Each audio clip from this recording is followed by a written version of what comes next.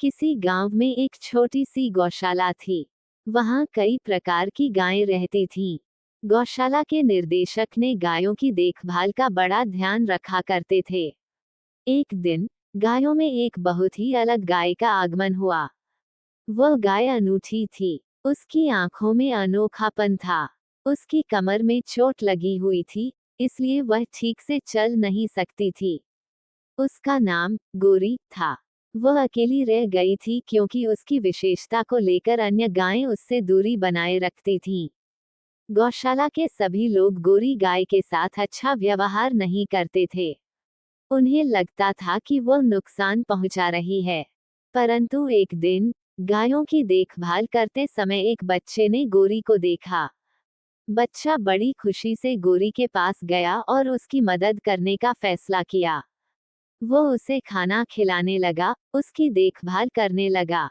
धीरे धीरे उसकी मदद से गोरी भी स्वस्थ होने लगी। बच्चे ने गोरी गाय को अपना दोस्त बना लिया था।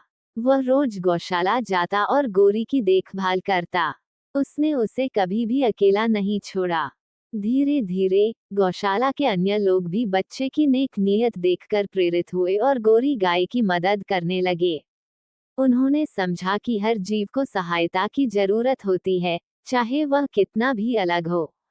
गौशाला के सभी गायों ने एक दूसरे को समझा और गोरी गाय को स्वीकार किया।